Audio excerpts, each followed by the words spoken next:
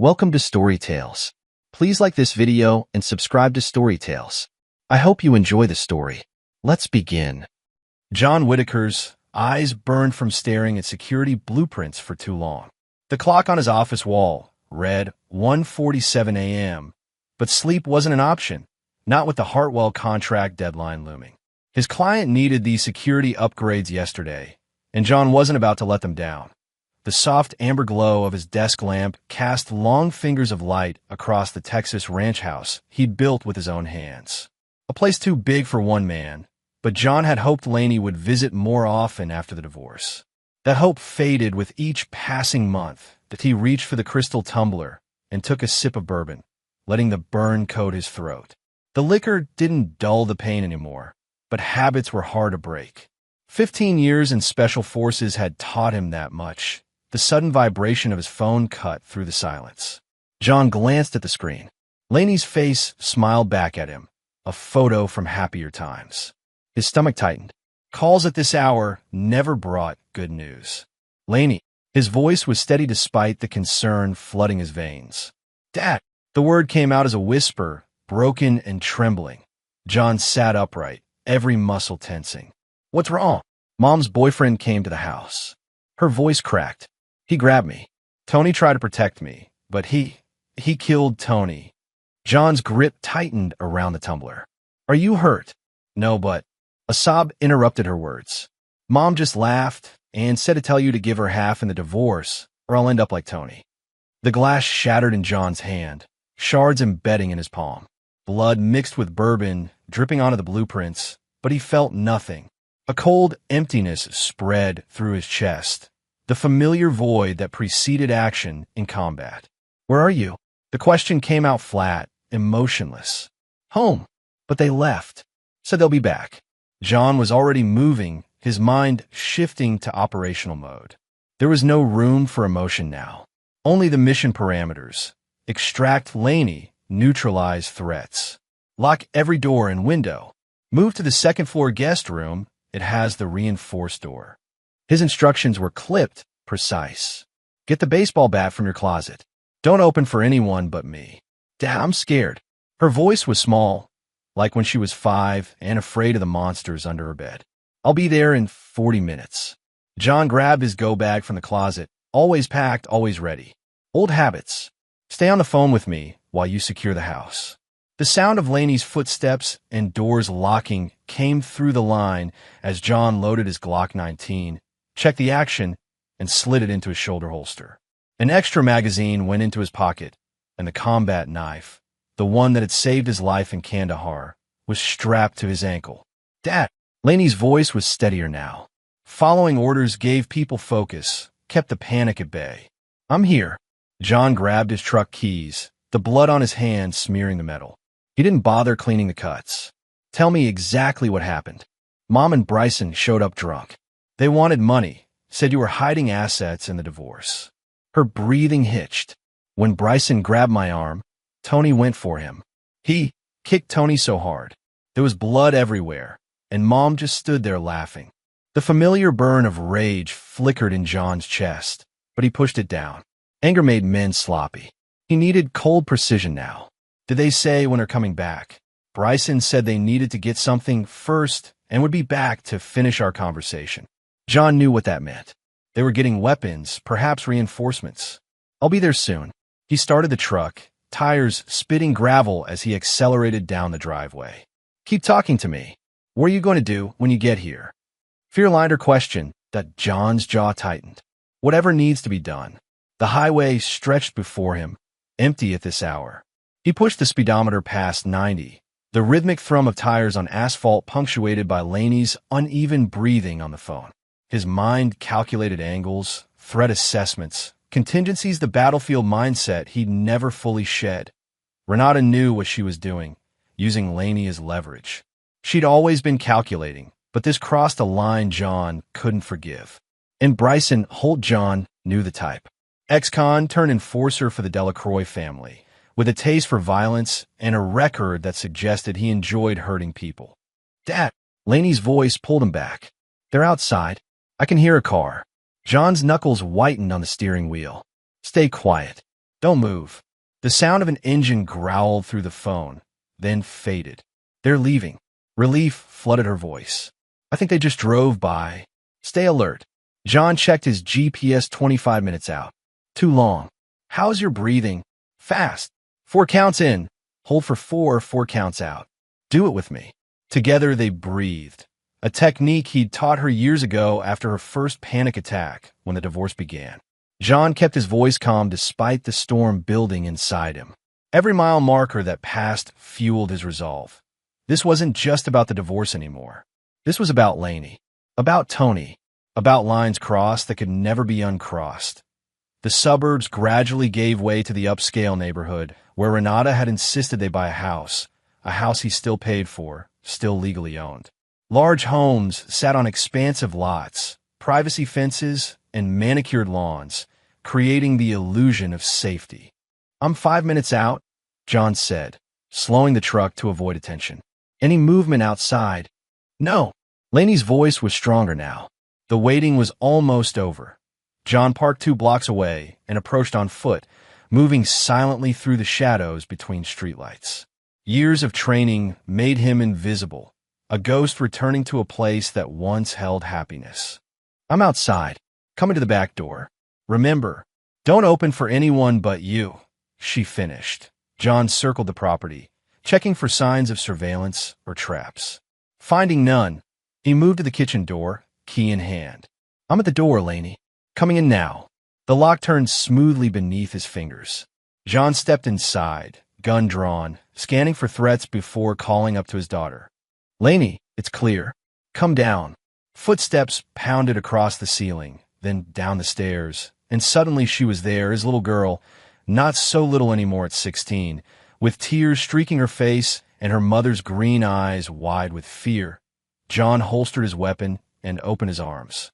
She crashed into him, sobbing against his chest like she hadn't done since she was 12 and decided she was too old for hugs. I've got you, he murmured into her hair. You're safe now. But even as he said the words, John knew the night was far from over. The hunt had just begun. John held Lainey for a long moment, then gently set her aside.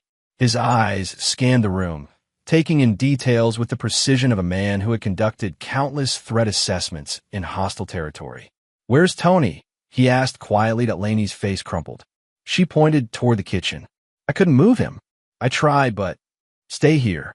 John squeezed her shoulder once before moving toward the kitchen, his footsteps silent on the hardwood floors. The kitchen light flickered overhead, casting harsh shadows across the black and white tile that Renata had insisted on during the remodel. And there, sprawled near the island counter, lay Tony. The German shepherd's powerful body was unnaturally still, dark blood pooled beneath his head. John knelt beside the dog, noticing the unnatural angle of his neck and the bloodied muzzle. Tony had gone down fighting, that John's throat tightened as he placed a hand on the dog's cooling fur. Tony had been more than a pet, he'd been Lainey's protector since she was 7. A companion John had trained himself with the same discipline he'd learned in the military. The dog had stayed with Lainey after the divorce because John couldn't bear to separate them. You did good, boy, he whispered, running his hand over Tony's head one last time. Rest easy. He found a blanket in the laundry room and gently covered Tony's body. There would be time for a proper burial later, but now he needed information. When he returned to the living room, Lainey had curled into the corner of the sofa, knees drawn to her chest. Her eyes tracked him as if afraid he might disappear. Tell me everything, John said, sitting across from her. Every detail. Lainey drew a shaky breath. Mom and Bryson showed up around midnight. They were drunk, at least Mom was. Bryson seemed focused, cold. John nodded, encouraging her to continue. They started yelling about money, saying you were hiding assets, that the judge would make you pay. She twisted a strand of hair around her finger, a nervous habit she'd had since childhood. Mom was ranting about the lake house in Colorado, saying her lawyer found out you still own it. The lake house. John had kept it off the official records during the divorce proceedings, an insurance policy he'd hoped never to need. The property was in his military buddy's name, but it was John's retirement plan, a place Lainey could always call home. Go on, he prompted. When I told him to leave, Bryson grabbed my arm. She pulled up her sleeve, revealing finger-shaped bruises already darkening against her pale skin. That's when Tony attacked. He went straight for Bryson's throat, but Bryson. Her voice caught. He was too fast. He kicked Tony into the counter, then stomped on his neck.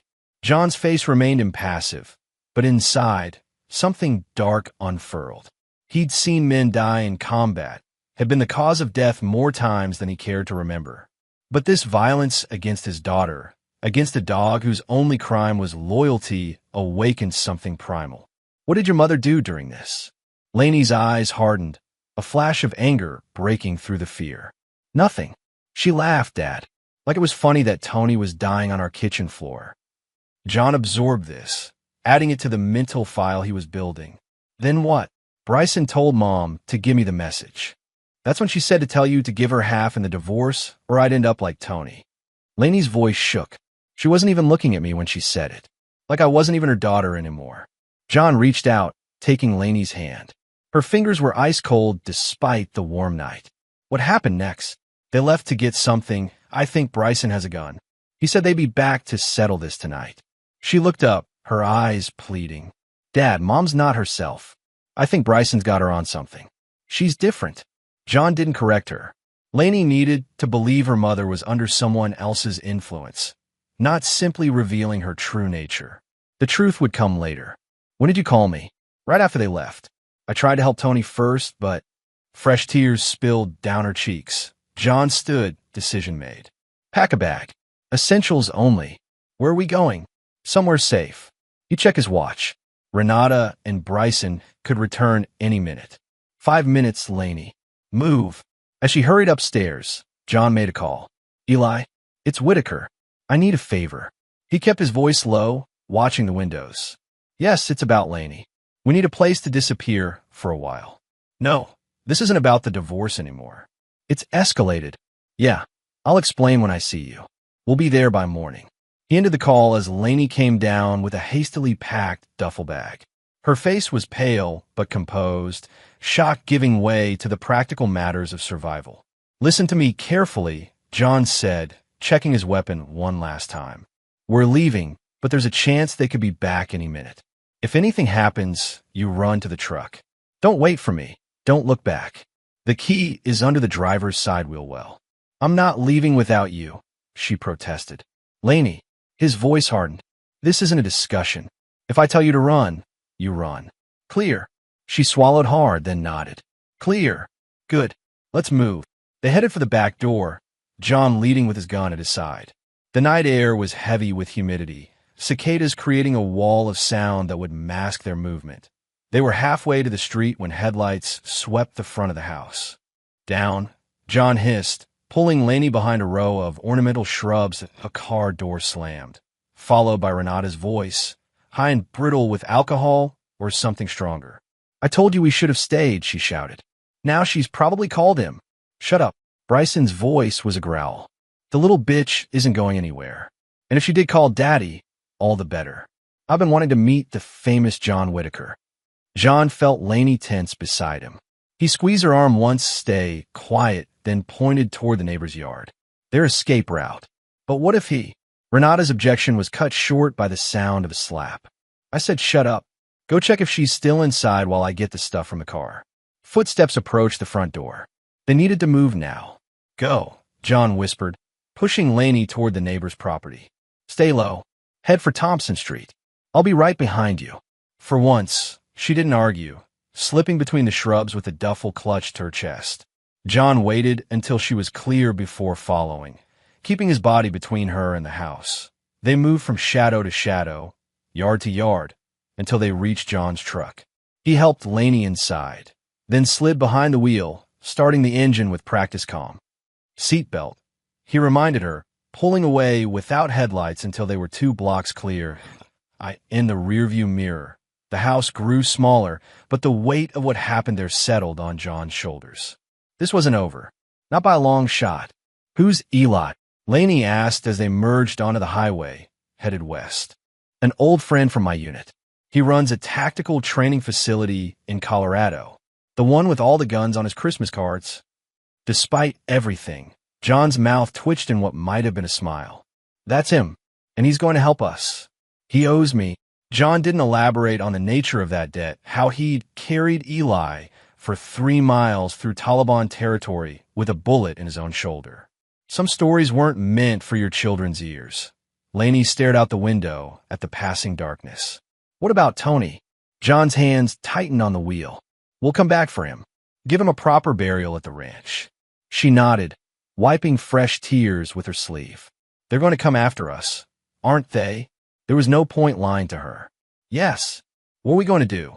John checked the mirrors, a habit born of years spent in places where threats could come from any direction. First, we get you somewhere safe. Then, he paused, considering how much she needed to know. Then what, Dad? His eyes met hers briefly, and Laney saw something there that made her breath catch a cold determination that transformed her father from the man she knew into someone else entirely. Then I hunt them down. The miles stretched before them, highway lights strobing across the dashboard as John pushed northward. Laney had finally succumbed to exhaustion, her head resting against the window, dried tears tracking her cheeks.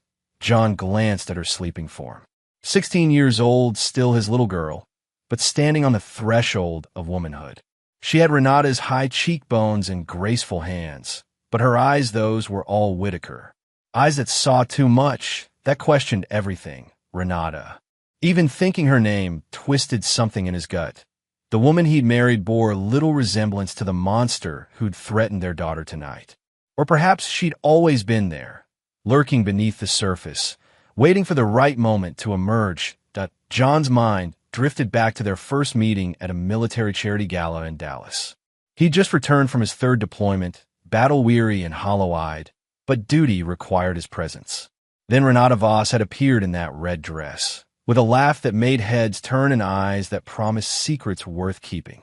You look like you could use a drink, soldier, she'd said, sliding a whiskey toward him. 1 drink became 2, 2 became dinner, and dinner became a whirlwind romance that defied John's cautious nature.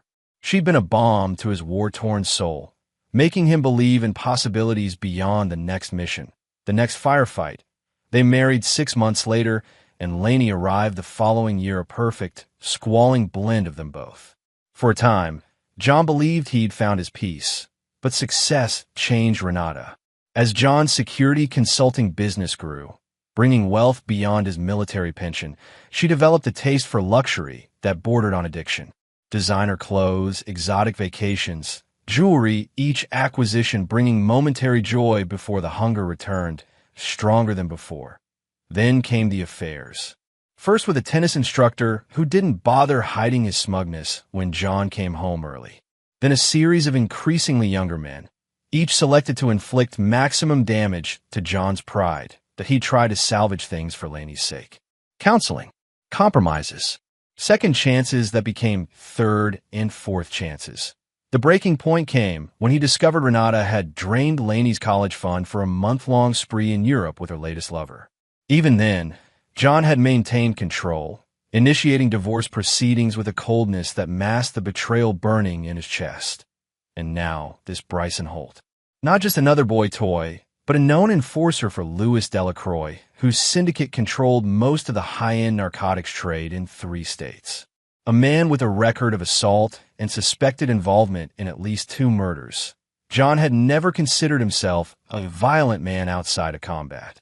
Violence was a tool, not a pleasure or means to an end when all other options failed. But tonight, something had awakened in him, something he'd kept carefully locked away since returning from his last deployment. Renata had no idea what she'd unleashed. A soft moan from Laney pulled him from his thoughts. She was dreaming, her brow furrowed as she fought invisible demons. "Shoo," John whispered, though he knew she couldn't hear him. "I'm here." The sky was beginning to lighten, dawn breaking over the eastern horizon as they crossed into Colorado. 6 hours of driving had put several hundred miles between them and the threat, but John knew distance alone wouldn't protect them. His phone buzzed with a text from Eli. "ETA?" John typed back one-handed. 2 hours. Clean bed and security needed. The reply came quickly. "Ready when you are." "Perimeter secure." Some debts were never fully repaid, and Eli Navarro owed John his life twice over. The former combat medic had built a new existence in the Colorado mountains, turning his military expertise into a lucrative business training corporate security teams and the occasional government contractor. More importantly, his compound was a fortress, multiple structures spread across 50 acres of rugged terrain, with security systems that would make Fort Knox envious. Dad! Lainey stirred, disorientation clouding her face before memory returned, bringing with it a fresh wave of grief. Where are we? Colorado. Almost at Eli's place. John handed her a bottle of water from the console. How are you holding up? She took a long drink before answering. I keep seeing Tony. Her voice cracked. Every time I close my eyes. John nodded. Trauma worked. That way, images burned into your mind, surfacing when defenses were lowest. It gets better, he said, knowing it was only partly true. Some nightmares never fully faded. What's going to happen when we get to Eli's? John considered his answer carefully. You'll stay there while I take care of some things. You mean while you go after Mom and Bryson? It wasn't a question. Lainey, don't lie to me, Dad. Her voice was suddenly stronger, anger flashing in her eyes. I'm not a child anymore. I deserve to know what you're planning. John glanced at her, seeing the determination beneath the fear. She was right. Treating her like a child now would only push her to take risks, to try to help in ways that might endanger them both. I'm going to find them, he said finally. Make sure they can't hurt you again. Are you going to kill them? The question was direct, unflinching. John's hands tightened on the steering wheel. Would that bother you? Lainey looked out the window, silent for so long that John thought she might not answer. When she did, her voice was barely audible. No. The single word hung between them, weighted with implication. John didn't press further. Some lines, once crossed, changed everything. They drove in silence as the landscape transformed around them, flat plains giving way to rolling foothills, then the majestic rise of mountains. John turned onto progressively smaller roads until they reached a gravel driveway marked only by a discreet camera mounted on a tree. The massive iron gate ahead bore no name, only a simple insignia that John recognized as Eli's unit patch. He rolled down the window and pressed the intercom button. It's Whitaker. The gate swung open without further comment. Wow, Lainey murmured as they drove through. It's like a military base. In some ways, John navigated the winding drive, passing training facilities and shooting ranges before reaching the main compound, a collection of log structures centered around a large main house. Eli Navarro stood on the porch, arms crossed over his barrel chest. At 45, he still maintained the physique of a man 10 years younger, his dark hair now streaked with gray, but his posture unbending. The only visible concession to the wound that had ended his military career was a slight stiffness in his right leg. You look like hell, Eli called as John parked. Feel worse. John got out, stretching muscles cramped from the long drive. Lainey, you remember Eli? She nodded, attempting a smile that didn't reach her eyes. Thanks for letting us stay. Eli's stern expression softened. Family takes care of family, and your dad and I are brothers in all but blood. He gestured toward the house. Come on in. Got food waiting and a room ready for you. Inside, the house was a curious mix of luxury and tactical practicality, comfortable furnishings alongside state-of-the-art security monitors, fine art sharing wall space with weapon racks. Kitchen's through there, Eli said, pointing. Melissa made breakfast before heading into town. Melissa? Lainey asked. My wife. Eli smiled. You'll meet her later. She's a doctor at the local hospital, works the early shift. John guided Lainey toward the kitchen. Eat something, then get some real sleep. I need to talk to Eli. She hesitated, clearly wanting to be part of the discussion, but exhaustion won out. Promise you won't leave without saying goodbye. Promise. John watched her go before turning to Eli, his expression hardening. We need to talk. Eli led him to an office at the back of the house, closing the door behind them. The room was spartanly furnished: a desk, 2 chairs, and walls lined with maps and tactical equipment.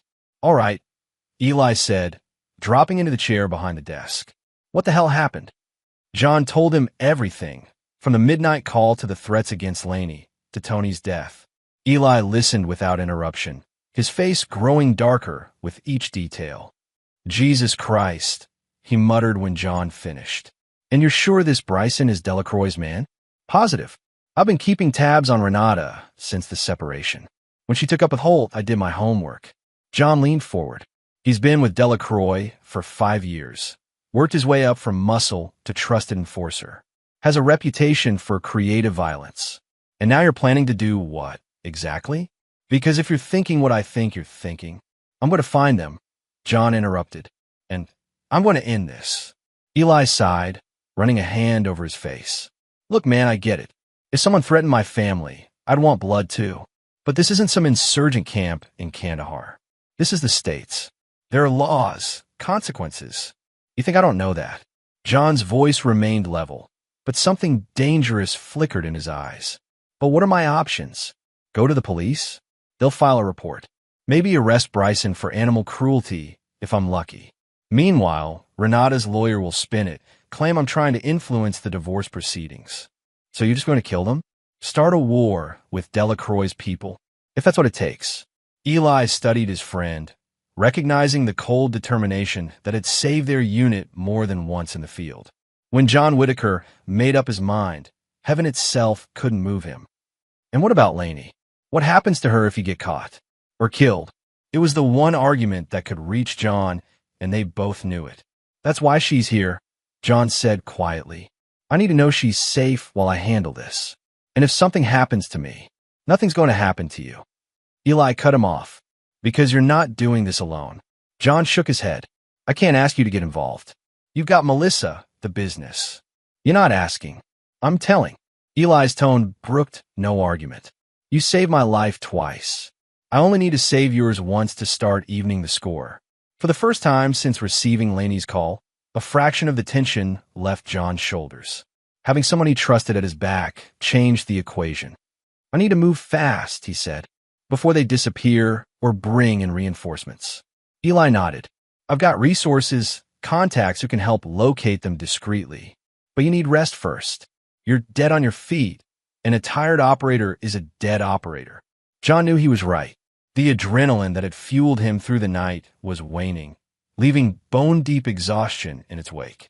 For hours, he conceded. "Then we plan our next move." "Deal." Eli stood. "Guest room's ready. I'll start making calls." As John turned to leave, Eli added, "Johnny." No one had called him that since their unit disbanded. John paused, looking back. "We'll get them, and they'll pay for what they did." Eli's voice hardened. "No one threatens family and walks away." "No one." John nodded once, a silent pact between warriors, before heading to check on Laney that he found her in the kitchen, pushing scrambled eggs around her plate without eating. Her eyes were red-rimmed, dark circles beneath them testifying to the night's ordeal. "Not hungry?" he asked, sitting beside her. "I tried." She set down her fork. "Dad, I'm scared." "I know."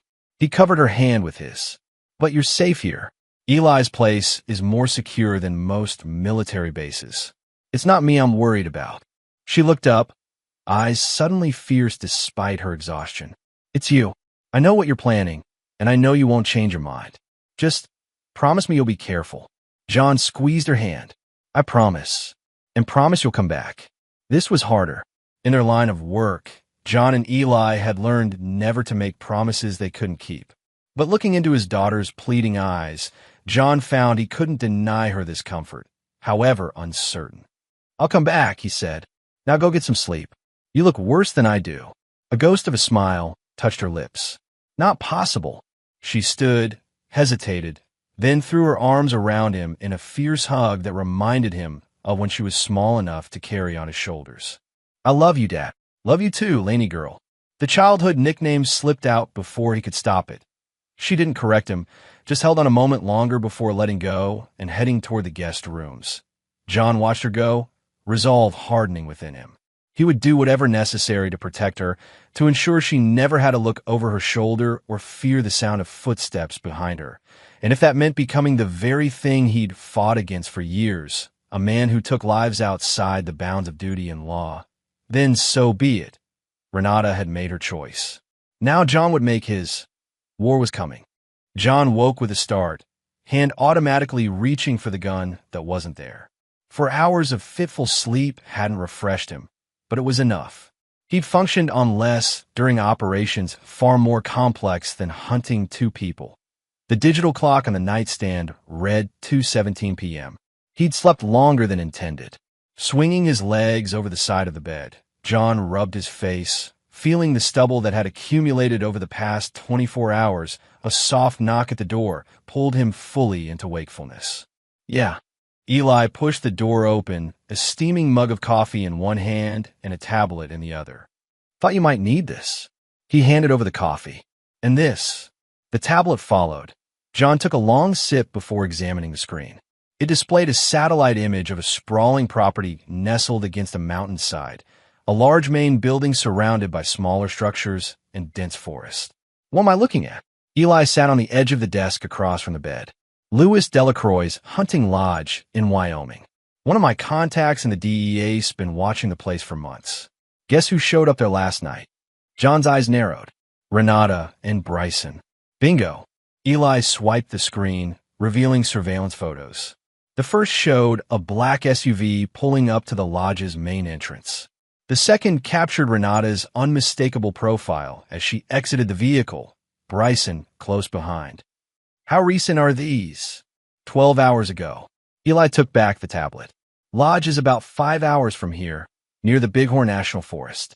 Remote. Defensible. Delacroix uses it to entertain guests he doesn't want seen in public. John stood, energy coursing through his veins once more. What's the security situation? That's the interesting part. Eli pulled up another image, this one showing men with rifles patrolling the perimeter. DEA estimates 8 to 10 guards at any given time. Professional. Armed. Likely ex-military or law enforcement gone bad. Delacroix isn't taking chances. Would you, with the heat he's been getting lately? FBI's been circling, looking for anything that sticks. Eli set the tablet down. The question is, what's your play here? This isn't some backwater compound in the sandbox. It's a fortress in American territory. John moved to the window, looking out at the mountains that surrounded Eli's compound. His mind was already calculating angles, approaches, vulnerabilities. I want to talk to Lainey first. How is she? Still sleeping last I checked. Melissa's with her. John nodded. Good. I need 2 days to prepare. Reconnaissance first, then I move. 2 days. Eli raised an eyebrow. You sure they'll stick around that long? They think they're safe. Renata believes I'll play by the rules, file a police report, consult my lawyer, maybe seek a restraining order. John's mouth twisted in a humorless smile. She always did underestimate me. And if she's wrong, if they're planning to disappear, then I'll find them again. The calm certainty in John's voice left no room for doubt. And it'll be worse for them when I do. Eli studied his friend. The John Whitaker he'd served with had been calculating, methodical, but never cold. The man standing before him now radiated a quiet menace that even Eli found unsettling. I'll help you prep, Eli said finally. But I want to be clear, this is your operation. I'll provide equipment, intelligence, support. But the trigger pull is your call, your responsibility. Understood. And Johnny? If this goes sideways, if Delacroix's people come looking, they come here. To my home, where my wife lives. For the first time, John's expression softened slightly. I know what I'm asking, Eli. If you want to walk away. Did I say that? Eli cut him off. I'm in. Just making sure you've thought through all the angles. Always do. A knock at the door interrupted them. Melissa Navarro stood in the doorway, her petite frame belying the strength that had made her a combat medic before she became a civilian doctor. Her dark hair was pulled back in a practical ponytail, her expression serious. Lainey's awake, she said, and asking for you, John. Thanks, Melissa. John started toward the door, then paused. And thank you for taking her in. I know this isn't what you signed up for when you married him. He nodded toward Eli. Melissa's eyes were steady. Actually, it's exactly what I signed up for. Family protects family. She turned, leading the way down the hall. John found Lainey in the kitchen, picking at a sandwich. She looked up when he entered, relief flooding her face. I thought maybe you'd left already, she said. I promised I wouldn't go without saying goodbye. John sat across from her. How are you feeling? Better, I guess. She pushed the plate away. Melissa gave me something to help me sleep. No dreams. John nodded, grateful for small mercies. I know where they are, he said. Watching her reaction carefully, Lainey's hands tightened around her water glass. You're going after them? Yes. When? Soon. I need to prepare first. Make sure I have a solid plan. Lainey nodded, her eyes far older than her 16 years. What happens after? To me, I mean. The question caught John off guard. What do you mean? If you... She swallowed. If you kill them. Mom and Bryson. What happens to me? John reached across the table, taking her hands in his. Nothing changes. You're my daughter. You'll finish school, go to college, live your life. With you on the run? Or in prison? Lainey pulled her hand away. I'm not stupid, Dad. I know what murder charges mean. I won't get caught. The words came out more harshly than he intended. You can't know that. Her voice rose, cracking with emotion. I already lost Mom to whatever she's become. I can't lose you too. John fell silent, weighing his next words carefully. She deserved the truth, or at least as much of it as he could give her. Lainey, listen to me. What Bryson did to Tony, what they threatened to do to you, that crosses a line. If I go to the police, they'll file a report. Maybe arrest Bryson for animal cruelty. But it won't stop there. You don't know that. I do. John's voice was firm. Bryson works for Louis Delacroix. You know that name. Lainey shook her head. He runs one of the largest drug operations in the region. His people don't face consequences. They buy their way out, or they eliminate witnesses. John leaned forward. As long as they're out there, you're in danger. I can't live with that. I won't. Lainey studied him for a long moment, conflict playing across her features. Finally, she nodded. Just promise me one thing, she said softly. Name it. Don't enjoy it. The request struck him like a physical weight. In all his planning, all his rage, he hadn't considered how his actions might change him in his daughter's eyes. I won't, he promised, meaning it. Their conversation was interrupted by Eli entering the kitchen, a duffel bag in hand. Time to gear up, he said, nodding to John. We've got work to do. The next 48 hours passed in a blur of preparation. Using Eli's contacts and resources, John gathered everything he would need. Detailed maps of the lodge and surrounding terrain, guard rotation schedules, even the architectural plans for the main building, obtained through a well-placed bribe to the county records clerk that Eli's training facility provided the perfect cover for John to run through tactical scenarios, testing different approaches and contingencies. By the end of the second day, he had mapped out every possible angle of attack and escape. The night before his departure, John found Lainey sitting on the deck behind Eli's house, staring up at the stars that blanketed the Colorado sky. Can't sleep? He asked, settling into the chair beside her. Every time I close my eyes, I see Tony, she admitted. Or I imagine what's going to happen tomorrow. John followed her gaze upward. The night was clear, the Milky Way a brilliant smear across the darkness. You remember the camping trips we used to take? When you were little? Lainey nodded. You taught me all the constellations, and you made up your own. John pointed toward a cluster of stars. That one was Tony's constellation, you said, because it looked like a dog running. A small smile touched her lips. I forgot about that. They sat in comfortable silence for a while, the mountain air cool against their skin. When this is over, John said finally, we'll go camping again. Just the two of us. I like that. Lainey turned to him, her expression suddenly serious. Dad, be careful tomorrow. John reached over, squeezing her hand. Always am. Later, as he packed the last of his equipment into a nondescript black SUV borrowed from Eli's collection of unmarked vehicles, John forced himself to focus on the mission ahead. The analytical part of his brain knew the odds were in his favor. He had surprise on his side, extensive training, and intimate knowledge of his targets. But another part of him, the part that had seen too many good plans fall apart in the chaos of combat, recognized the unpredictability of what lay ahead. All set? Eli asked, approaching with a final case of equipment. Nearly. John secured his combat knife to his ankle holster, then checked his Glock one last time before sliding it into his shoulder holster. Here, Eli handed him a small black box. Insurance policy. Inside lay a satellite phone and a USB drive. Phone connects directly to me. Untraceable. And the drive contains enough evidence to bury Delacroix and his entire operation if things go bad. DEA's been building a case for years. John pocketed both items. Thanks. One more thing. Eli pulled a silver flask from his jacket. For luck. John accepted it, taking a small sip of the whiskey inside before handing it back. I'll see you in 3 days. You'd better. Eli gripped his shoulder. Remember your training. Quick, clean, no hesitation. No mercy, John replied, the words feeling right on his tongue as dawn broke over the mountains. John pulled away from Eli's compound, his mind already shifting into the cold, calculating state that had kept him alive through 3 tours in the world's most dangerous regions. Renata and Bryson thought they were safe in their mountain fortress. They weren't. The hunt had begun. The Delacroix Lodge sprawled across 5 acres of prime Wyoming wilderness, its timber and stone construction blending seamlessly with the surrounding forest. From his observation point half a mile away, John studied the property through high-powered binoculars. 2 days of surveillance had confirmed what Eli's intelligence suggested. The security was professional but predictable. 10 guards total, working in shifts of 5.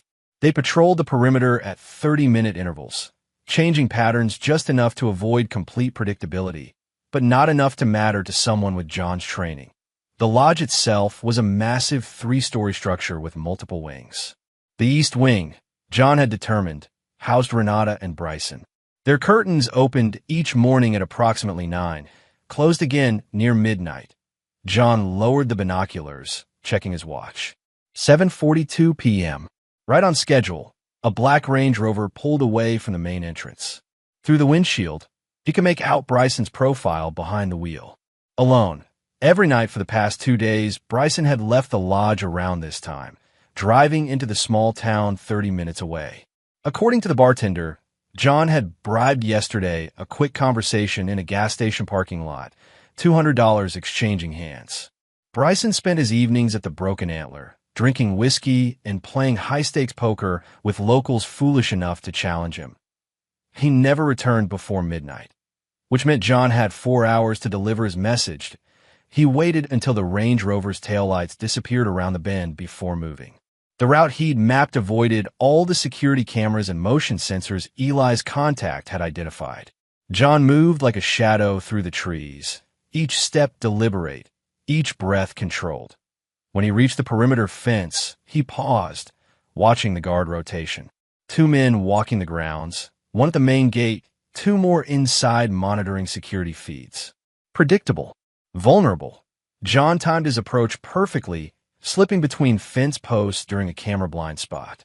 15 seconds later, he was across the open lawn and pressed against the side of the building, heart rate barely elevated. The East Wing service entrance was his target, a metal door used by staff to access the kitchen and laundry facilities. During the day, it was bustling with activity. At night, it was deserted. The lock was standard, no match for the picks John carried. Within seconds, he was inside, moving through darkened corridors with the confidence of someone who had memorized every inch of the building's layout. He encountered the first guard at the junction between the service area and the main hall. The man was leaning against the wall, checking his phone, a cardinal sin in security work. He never heard John's approach, never felt the arm around his neck until consciousness was already fading. John dragged the unconscious body into a nearby storage closet, securing the guard's hands and feet with zip ties and gagging him with his own necktie. He wouldn't be found until morning, and by then, John would be long gone. The second guard proved more observant.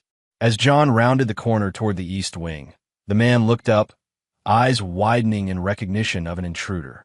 Hey, that was all he managed before John closed the distance between them, one hand clamping over the guard's mouth while the other drove the knife up under his ribs. A quick, brutal thrust that pierced the heart. The guard's eyes bulged in shock, then glazed over as death claimed him. John lowered the body silently to the floor, wiping his blade on the man's jacket before continuing. He regretted the necessity of lethal force, but unconscious guards could wake up. Dead men couldn't sound alarms. The East Wing was quiet, most of the lights dimmed. John moved directly to the master's suite at the end of the hall, picking the lock with practiced ease. The suite was opulent, all heavy furniture and expensive artwork, with a massive stone fireplace dominating one wall. Signs of Renata's presence were everywhere. Designer clothes draped over chairs, jewelry scattered across dressers, champagne bottles in ice buckets. Living the high life on Delacroix's dime. Or perhaps on whatever she'd managed to drain from their accounts before John froze them. The sound of running water guided him toward the en-suite bathroom. Steam seeped under the door, accompanied by Renata's voice. She was singing, something pop and upbeat that John didn't recognize. He almost faltered then, memories threatening to surface. Renata singing in their shower at home. Renata tucking Lainey in, singing lullabies. Renata before she changed, before the money and the affairs and the drugs twisted her into someone unrecognizable. John pushed the thoughts away. That woman was gone. The one behind this door had threatened their daughter, had laughed while Bryson killed Tony.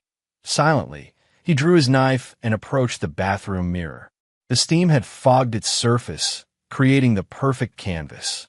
With the tip of his blade, he carved 3 words deep into the glass. "You're next." The letters were stark, deliberate, each stroke cutting through to the reflective backing.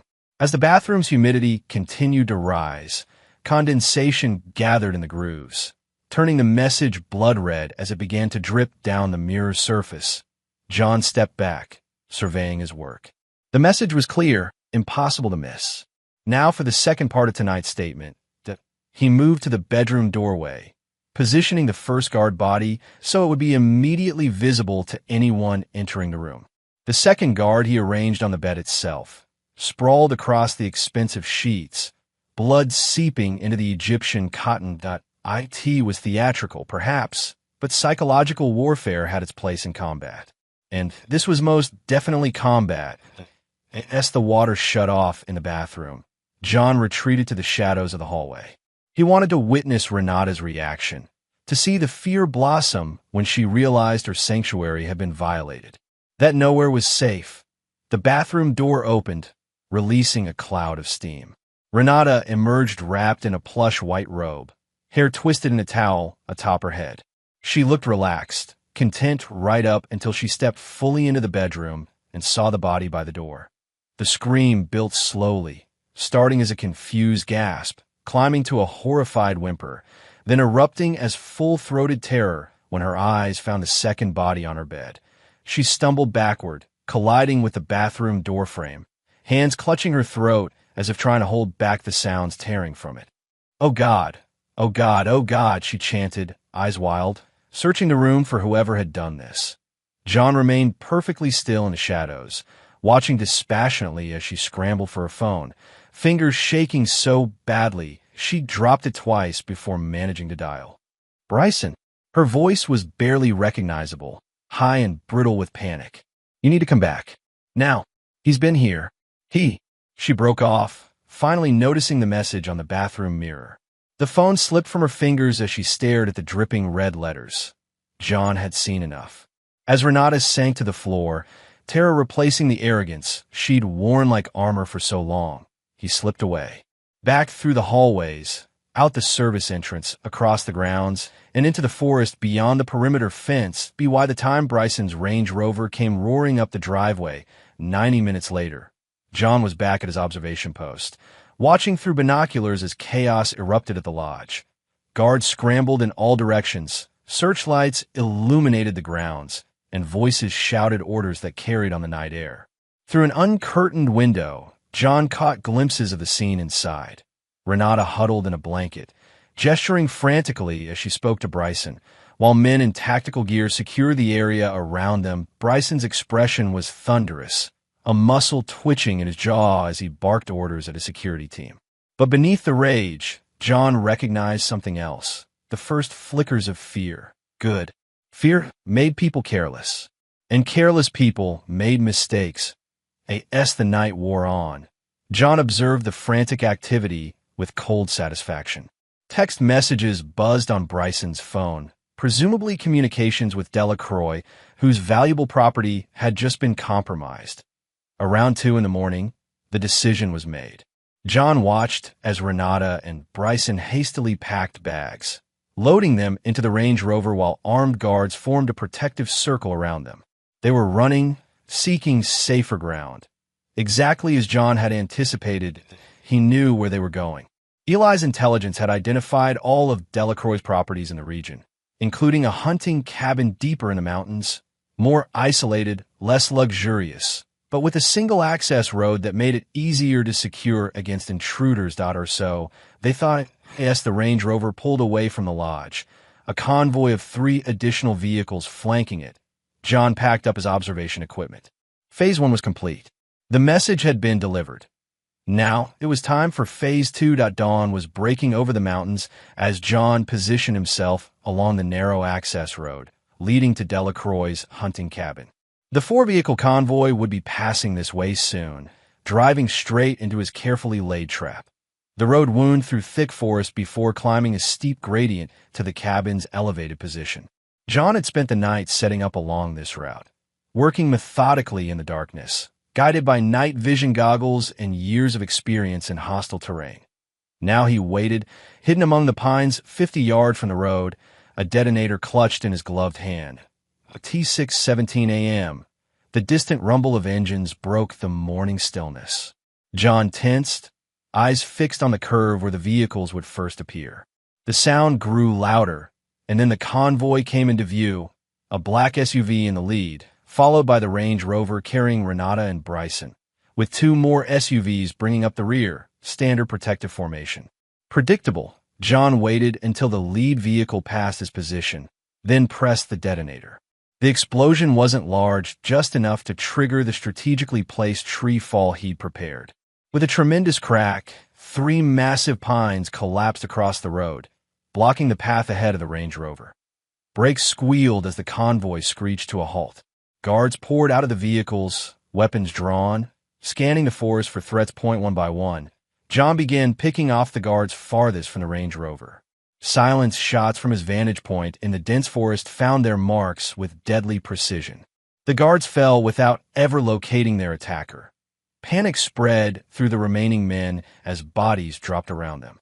John moved positions after each shot, staying ahead of their desperate attempts to locate the source of the fire. From his tactical vest, John retrieved a small electronic device, a signal jammer Eli had provided, military-grade and highly illegal. When activated, it would block all radio communication within a half-mile radius, isolating his targets completely. He switched it on, watching with satisfaction as the guards frantically tried their radios, receiving only static in response. 2 guards remained with the Range Rover, their weapons trained outward as they shouted at Bryson to stay down. Inside the vehicle, John could see Renata's pale face, her wide eyes darting in all directions. Moving silently through the underbrush, John circled to a new firing position. 1 more guard fell to his silenced pistol. Then another. From the Range Rover, Bryson's voice carried across the clearing. What the hell is happening out there? Where are they coming from? The final guard backed toward the vehicle, scanning the tree line frantically. I don't know. They're picking us off like. His words ended abruptly as John's bullet found him, the impact throwing him against the side of the Range Rover before he crumpled to the ground. Now only Bryson remained as a threat, and John knew the enforcer was armed. Moving with extreme caution, he circled the clearing, approaching from the most heavily wooded side, where visibility was poorest. Through his scope, he could see Bryson pushing Renata down in the seat, his own gun drawn as he tried to spot any movement in the surrounding forest. His eyes were wide, darting from shadow to shadow, the confidence that had carried him through confrontations in urban settings now useless in this wilderness battlefield. "Come out where I can see you, you coward," Bryson shouted, his voice echoing through the trees. "You want a piece of me? Let's do this face to face." John remained perfectly still, watching, waiting. He could end this now with a single shot. But that would be too quick, too merciful to... This wasn't just about eliminating a threat. This was about sending a message. about showing Renata and Bryson exactly what it felt like to be hunted, to be helpless, to know that death was coming and there was nowhere to run, just as they had made Lainey feel, just as they had done to Tony. John settled deeper into his position, rifle steady. Around the Range Rover lay the bodies of Delacroix's men, 8 in total, all neutralized in less than 5 minutes. The vehicle itself was disabled, all 4 tires now slashed. Bryson and Renata were trapped, surrounded by death, with no way to call for help and no one coming to their rescue. They were exactly where John wanted them. The hunt was over. Now it was time to end this. Night settled over the Wyoming mountains like a shroud, bringing with it a silence broken only by the gentle rustle of pine needles in the breeze. The hunting cabin stood dark against the starlit sky, its windows glowing with dim yellow light. John crouched in the tree lean, watching. The convoy's vehicles remained where they had stopped, the bodies of Delacroix's men still scattered around them. No one had come to investigate. No one would, until it was far too late. For the past 3 hours, John had observed the cabin, studying the movements inside.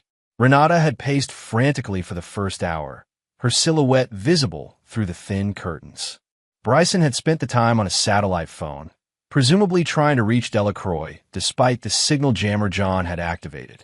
When that failed, he'd stationed himself by the window with a rifle, scanning the darkness beyond that a futile effort.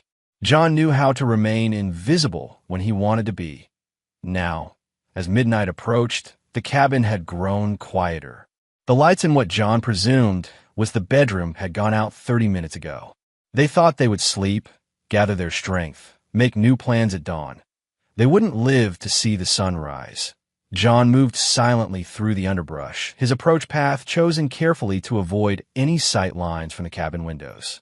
In his hand, he carried a length of piano wire attached to 2 small wooden dowels of garrote, simple but effective, silent and lethal in the right hand, as he neared the cabin's back entrance. A floorboard creaked inside. John froze, becoming one with the shadows. The back door opened slightly, and Bryson's voice carried through the gap. "Anything?" he asked someone inside. "Nothing on thermal," came another voice, not Renata's, but male. "If someone's out there, they're not giving off heat." John's lips tightened. A complication. Delacroix's security was better than he'd anticipated. Thermal imaging suggested professional equipment, likely military grade. The voice belonged to a guard John hadn't accounted for, probably stationed inside the cabin before their arrival as a failsafe. "Keep scanning," Bryson ordered. "I don't like this silence. Whitaker's out there somewhere." "Maybe he's gone," the other man suggested. Made his point and disappeared. "You don't know him like I do," Bryson snapped. "Renata says he doesn't quit. Special Forces. 3 tours. The kind of guy who waits days for a single shot." The intelligence surprised John. Renata had been more thorough in her research than he'd given her credit for. Perhaps she'd always known this moment might come. The door closed, and John heard the distinct sound of a heavy lock engaging. Another obstacle, but not insurmountable. He retreated to the tree lean to reassess. The cabin had 3 entry points: front door, back door, and a small window in what appeared to be a bathroom. All would be locked, possibly alarmed. A direct breach would trigger a confrontation where Bryson and his remaining guard would have the defensive advantage. John needed to draw at least one of them out. From his pack, he retrieved a small device Eli had provided, a motion-triggered noisemaker designed to simulate footsteps at irregular intervals. He set it 30 yards from the cabin's front door, placed to suggest someone moving toward the tree line. Then he circled back to his original position near the rear of the cabin and waited 20 minutes passed before the device activated, its subtle sounds just loud enough to be heard inside. John watched as the front door opened cautiously. Bryson emerged first, gun drawn, followed by the guard, a stocky man with military-style cropped hair and night vision goggles. "There," the guard whispered, pointing toward the sound. "Movement. Cover me," Bryson ordered, advancing slowly toward the tree lean. The guard took up position on the small front porch, rifle raised, scanning through his thermal scope. His attention was entirely focused forward, away from where John now moved silently toward the cabin's rear. The back door's lock was simple, a deadbolt that yielded to John's picks within seconds. He slipped inside, finding himself in a small mudroom that opened into a kitchen. Through a doorway, he could see the main living area, empty now that both men were outside. That a noise from upstairs caught his attention, soft footsteps, too light to be a man's. Renata was awake, moving around in the bedroom. John positioned himself in the shadows of the stairwell, listening as the front door opened again. Bryson's voice drifted in from the entrance. "Nothing," he growled. "Keep watch out front. I need to check on Renata." "You think he got past us somehow?" the guard asked. "I don't know what to think anymore." Bryson sounded frustrated, on edge. "Just keep your eyes open. Shoot anything that moves." The guard stepped back outside, closing the door behind him. Bryson placed his gun on a side table and ran a hand through his hair, unaware of John's presence in the shadows nearby. As Bryson moved toward the stairs, John's plan crystallized. He would take the enforcer first, then deal with the guard, and finally Renata. Clean, efficient, in order of threat level. Bryson was halfway up the stairs when a floorboard creaked beneath John's boot, an amateur mistake born of fatigue and the darkness. Bryson spun, reaching for a sidearm holstered at his hip. "Who's there?" John lunged, closing the distance before Bryson could draw his weapon. The two men collided, tumbling down the few stairs Bryson had climbed. They hit the floor hard, John using his momentum to roll on top, pinning Bryson's gun arm with his knee. "Whitaker," Bryson spat, recognition dawning in his eyes. "You remembered." John's voice was cold, empty. Bryson bucked beneath him, surprising John with his strength. For a moment, they grappled in silence, neither man willing to shout and alert the others. Bryson's free hand clawed at John's face, seeking eyes, pressure points, any vulnerability. John caught the questing fingers, bending them back until the bones threatened to snap. Bryson bit back a scream, his face contorting in pain.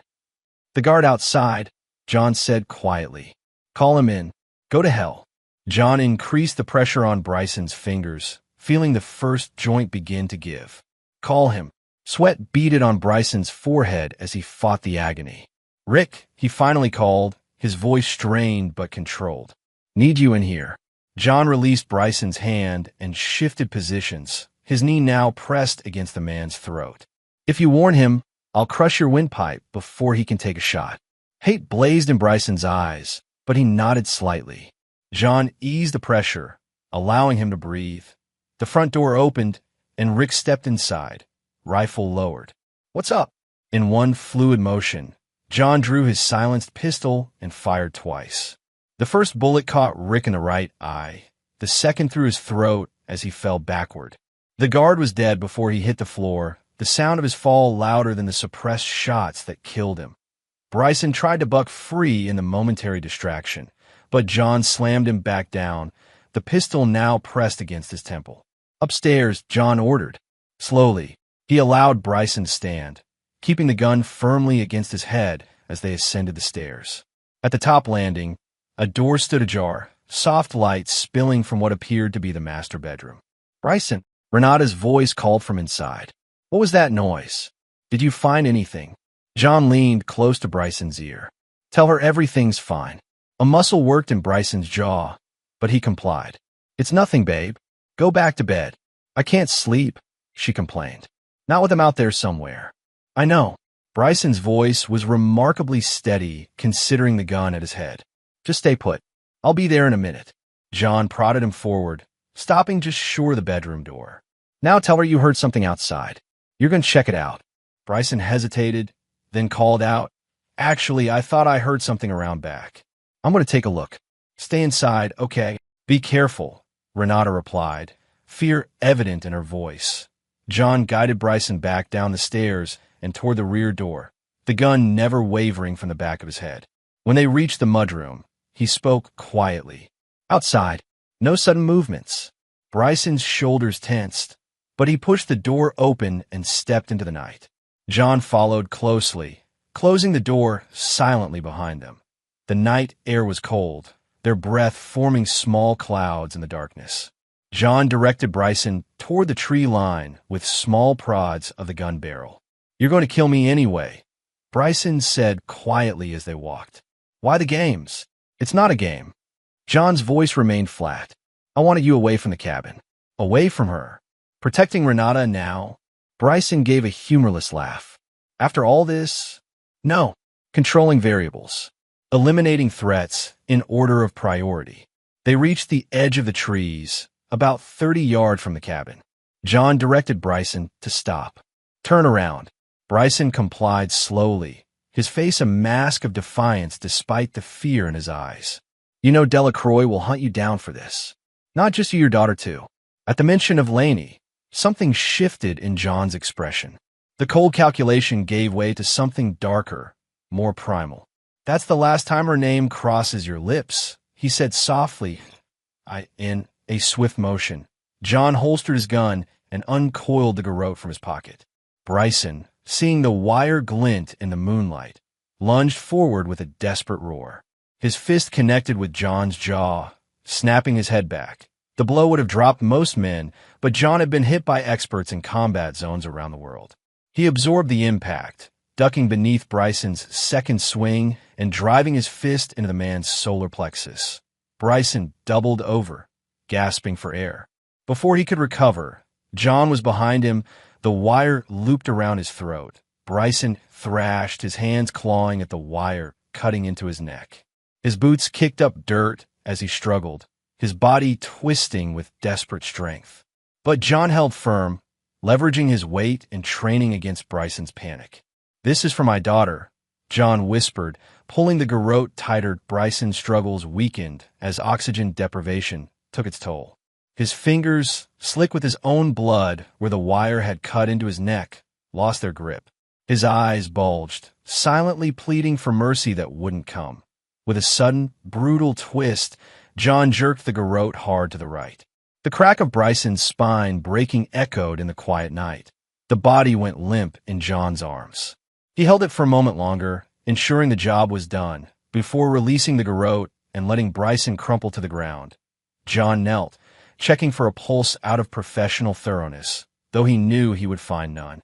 Bryson Holt, enforcer for Louis Delacroix and the man who had threatened his daughter, was dead. One thread eliminated. One remained. John entered the cabin silently, moving through the darkened lower level like a wraith. He paused at the base of the stairs, listening. No sound came from above. Renata was waiting. Perhaps having dozed off despite her earlier claim of sleeplessness, he ascended the stairs slowly, avoiding the step that had creaked earlier. At the top, he moved toward the partially open bedroom door, his gun drawn but held low. Through the gap, he could see Renata sitting on the edge of the bed, a small pistol clutched in her hands. She was facing the door, waiting. Not asleep after all, but alert and prepared. John pushed the door open with the barrel of his gun. Renata reacted instantly, raising her weapon. Bryson, when she saw John, her eyes widened in shock.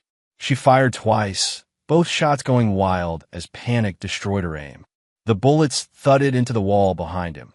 Before she could correct her aim, John lunged forward, knocking the gun from her hands with a precise strike to her wrist. Renata cried out in pain, scrambling backward across the bed. John caught her ankle, dragging her back. "John, don't!" she screamed, kicking at him with her free leg. "Please!" John pinned her against the wall beside the bed, his forearm across her throat, enough pressure to restrain, not enough to choke. "Where's Bryson?" she gasped, though the look in her eyes suggested she already knew the answer. "Dead." The single word hung between them. Renata's face crumpled. Whether from genuine grief or the realization that her protector was gone, John couldn't tell. Perhaps both. "You killed him," she whispered. "I did. You're going to kill me too." It wasn't a question, but John answered anyway. "Yes." Tears spilled down her cheeks. "Why, John? We could have worked this out. The divorce, the money, I would have been reasonable." John's expression hardened. "You kill my dog. Let your boyfriend touch my daughter. And you thought I'd let you live." "I was high," she protested, grasping at excuses. "Bryson had me on pills, cocaine. I didn't know what I was saying. You know I'd never hurt Laney." "Stop lying, Renata." John's voice remained calm. which somehow made it more terrifying. I heard you laugh when he killed Tony. I heard the threat. I was scared. He would have hurt me if I didn't go along with it. Her hands clutched at his shirt, pleading. Please, Johnny, remember what we had. Remember how much I loved you. For a brief moment, images flashed through John's mind. Renata on their wedding day, radiant in white. Renata cradling newborn Lainey, tears of joy streaming down her face. Renata laughing as they danced in their kitchen. No music but their own happiness. The woman I loved died years ago, he said finally. I don't know who you are anymore. I'm still me, she insisted, her voice taking on a desperate edge. We can start over. Go somewhere Delacroix can't find us. There's no starting over. Not after what you did. Something shifted in Renata's eyes, the desperate, pleading, giving way to cold calculation. If you kill me, you'll never get access to the offshore accounts. The money I moved from Laney's college fund? It's gone unless I retrieve it. John didn't react to the attempted manipulation. Money can be replaced. You won't get away with this, she hissed, her true nature emerging now that she realized begging wouldn't work. Delacroix will hunt you down like a dog. He'll make you watch while he kills Laney. He'll. John struck her, then a quick, sharp blow to the side of her head that silenced her. Not hard enough to knock her unconscious, but enough to stop the venom spewing from her lips. Don't say her name, he warned softly. You lost that right. Renata glared at him through the curtain of hair now hanging across her face. You were always so righteous, weren't you? The honorable soldier. The perfect father. But look at you now. A killer. No better than Bryson. No better than me. Maybe, John conceded. But I'm alive, and you won't be. He stepped back, raising his gun. Renata's eyes widened as she realized the moment had come. John, please, she began. The shot cut off her words, a single bullet to the forehead, clean and precise. Renata's body jerked once, then slumped lifelessly onto the cabin floor, her eyes still open, but the light within them extinguished forever. John stood motionless, watching as a dark stain spread beneath her head. No emotion crossed his face, no satisfaction, no regret, nothing but the emptiness that came with completing a mission. He holstered his weapon and turned away. There was still work to be done. The digital clock on the bedside table read 2:17 a.m. John worked methodically, his movements efficient and purposeful. This wasn't his first cleanup operation, though it was certainly his most personal. He dragged Renata's body downstairs, laying it next to Bryson's where he'd brought it in from the tree line. The guard, Rick, lay nearby, his blood already congealing on the wooden floorboards. 3 bodies. 3 loose, ends to tie up. John moved through the cabin, gathering any items that might contain DNA or fingerprint evidence. Glasses Renata had used. The satellite phone Bryson had handled. Anything that might connect them or him to this place. From his pack, he retrieved a small canister of accelerant, a specialized compound that burned hot enough to destroy organic matter completely. He sprayed it liberally over the bodies and throughout the cabin's main floor, paying special attention to areas where he might have left trace evidence. The security footage was next. John located the cabin's simple system, a digital recorder connected to external cameras, and removed the hard drive. It would go into the fire as well. As he worked, John's mind remained focused on the task, refusing to dwell on what he'd done or what it might mean. There would be time for reflection later, if he chose to indulge in it. For now, only the mission mattered.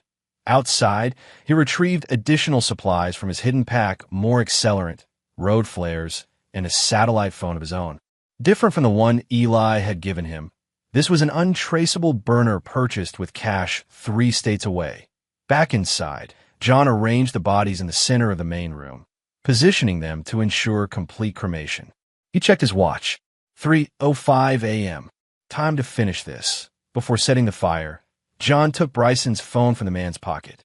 He'd need it for the final part of his plan. Standing at the cabin's entrance, John struck a road flare and tossed it onto the accelerant-soaked floor. The compound ignited instantly, blue-white flames racing across the wood and up the walls with unnatural speed and intensity. Within seconds, the entire main floor was engulfed. The bodies at the center were already disappearing into the inferno, the specialized compound breaking down their molecular structure far more efficiently than a normal fire could. John backed away, watching dispassionately as the cabin became a raging furnace. The heat was intense, forcing him to retreat to a safe distance at the edge of the clearing. There he waited, monitoring the blaze to ensure it consumed everything. By 4:30 a.m., the cabin was reduced to smoldering ruins, the fire having burned itself out as designed. Nothing recognizable remained of the bodies, and the structure itself was little more than ash and blackened timber. John circled the perimeter one last time, checking for anything that might have survived. Finding nothing, he turned his attention to Bryson's phone. The device was passcode protected, but John had observed Bryson using it enough to have memorized the pattern he traced on the screen. 4 swipes later, he was into Bryson's text messages revealed a direct line to Louis Delacroix, a number saved simply as L. John composed a message, careful to mimic Bryson's typical texting style, which he'd noted during his surveillance. Situation handled. Target eliminated. Evidence destroyed. Immediate extraction needed. The response came within minutes. Location? John sent coordinates for a site 5 miles north of the actual cabin, a wild goose chase that would buy him more time to disappear. Teams en route. Report. Now for the final message, the one that would either end this or escalate it beyond control. John attached a file from the USB drive Eli had given him photographs of Delacroix meeting with known federal informants. Ledger entries in his own handwriting documenting millions in drug profits, and GPS coordinates of 3 major stash houses. This is John Whitaker. Bryson and Renata are dead. This USB contains enough evidence to bury you. Stay out of my life, or I burn everything you own. The response took longer this time. John watched the screen, imagining Delacroix's rage as he realized his enforcer had failed and his operation was now compromised. Finally, 3 words appeared. Message received. Done. John allowed himself a small, grim smile. Delacroix was many things, but stupid wasn't one of them. He recognized when the cost of revenge outweighed the benefit. The drug lord would cut his losses, write off Bryson and Renata as acceptable casualties, and keep his distance from John Whitaker and his family. Just to be certain, John added one final text. I have duplicates with friends. If anything happens to me or my daughter, everything goes to FBI, DEA, and every news outlet in the country. Confirm you understand. The reply was immediate this time. Understood. This is over. John dropped the phone onto the smoldering remains of the cabin, watching as the plastic casing began to melt. Then he shouldered his pack and started the long walk back to where he'd hidden his vehicle. By the time the sun crested the eastern mountains, John was 50 miles away, driving south toward Colorado. Behind him, smoke still rose from what remained of the cabin, carrying with it the ashes of his past. The job was done. The threats eliminated. Now there was only one thing left to do, go home to Laney. The security gate at Eli's compound recognized John's vehicle, sliding open with a soft mechanical hum. As he drove up the winding driveway, John felt the tension in his shoulders beginning to ease for the first time in days. That IT was over. Truly over. Eli was waiting on the porch, a steaming mug in his hands and a questioning look on his face. He said nothing as John parked and approached, merely offering the mug coffee, laced with something stronger, judging by the smell. Thanks, John said, accepting it gratefully. It's done. Eli's question was direct, his eyes searching John's face. It's done. Eli nodded, processing this confirmation of what he already knew. Any complications? None that matter anymore. John took a long sip of the coffee, feeling the burn of whiskey beneath the bitter warmth. Delacroix, handled. He won't be a problem. Eli raised an eyebrow, but didn't press for details.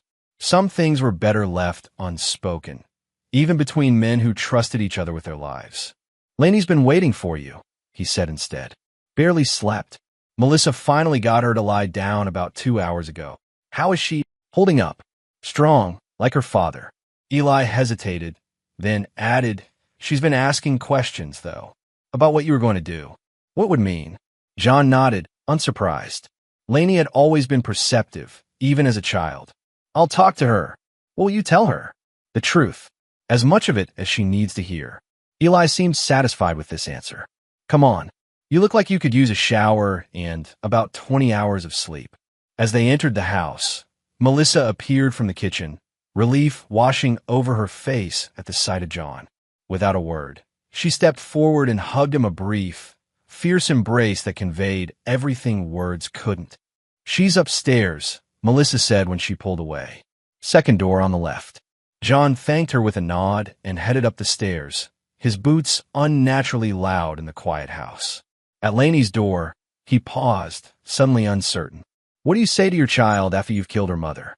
How do you explain a darkness they should never have to understand? He knocked softly.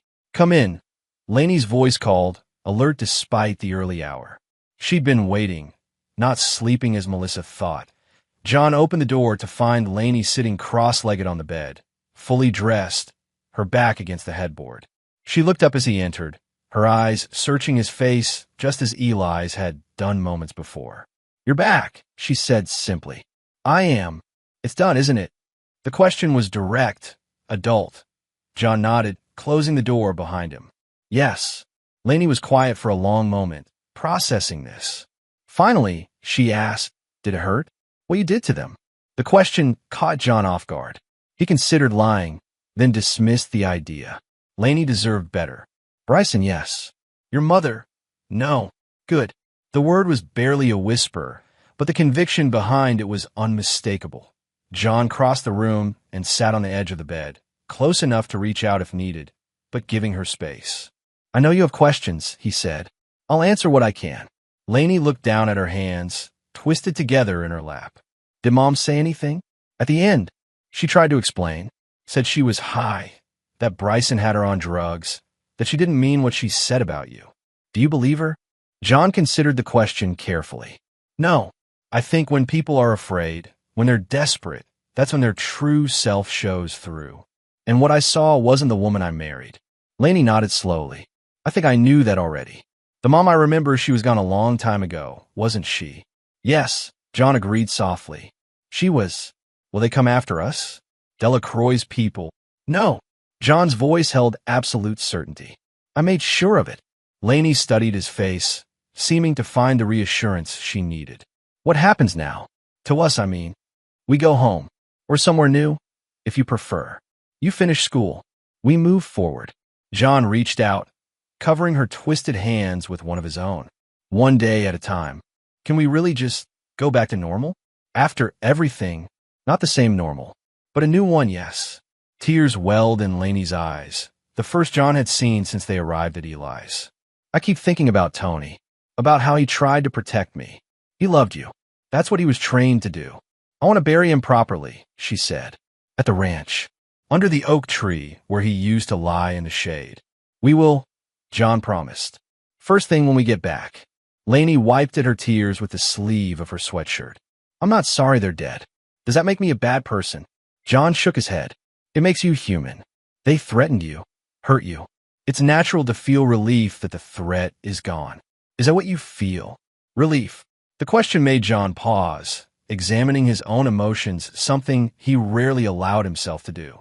I feel completion, he said finally, like I fulfilled my purpose as your father. To protect you, no matter the cost. Lainey moved then, closing the distance between them and wrapping her arms around him in a fierce hug that reminded him painfully of when she was small. John held her close, his chin resting on the top of her head. I love you, Dad, she murmured against his chest. I love you too, Lainey girl. The childhood nickname felt right in this moment of reconnection. They stayed like that for a long while, father and daughter, survivors of a storm that had threatened to destroy them both. When Lainey finally pulled away, her eyes were clearer, her shoulders straighter. When do we leave? She asked. Whenever you're ready. There's no rush. Tomorrow, she decided. I want to go home tomorrow. John nodded. Tomorrow it is. A week later, they stood in the driveway of Eli's compound, loading the last of their bags into John's truck. Eli and Melissa had come out to see them off, the four of them forming an unlikely family unit forged in crisis. You sure you won't stay longer? Eli asked, though he already knew the answer. Thanks, but it's time, John replied. Lainey needs to get back to school, start rebuilding her routine. And you? Melissa asked, her medical training making her attentive to the healing others might ignore. What do you need, John? He considered the question, glancing at Lainey, who was saying her goodbyes to Melissa's golden retriever. To watch her grow up, he said simply, to keep her safe. Eli clasped his shoulder, the gesture conveying both understanding and concern. You know where we are if you need anything. Anything at all. I know. Thank you. John's gratitude encompassed everything: the shelter, the equipment, the unwavering support. Both of you. With final hugs and promises to visit, John and Lainey got into the truck. As they pulled away, Lainey waved through the window until Eli and Melissa were small figures in the distance. Will they come after us? Lainey asked again as they turned onto the main road, echoing her question from a week before. John glanced at her, then returned his eyes to the road ahead. For the first time in years, he felt the corners of his mouth lift in what might have been a genuine smile. No one's ever going to hurt you again, he said, the words a promise and a warning combined. Lainey nodded, satisfied, and turned to watch the Colorado mountains roll past her window. The future stretched before them, uncertain but their own to shape, as the miles accumulated beneath their wheels. John remained alert, his military training never entirely dormant. The world had taught him harsh lessons: that peace was fragile, that threats could emerge from unexpected quarters, that love could twist into something unrecognizable. But some lessons were worth learning, no matter how painful. Some truths worth facing, no matter how dark, because some men don't forgive, some men don't forget, and some men, like John Whitaker, don't show mercy.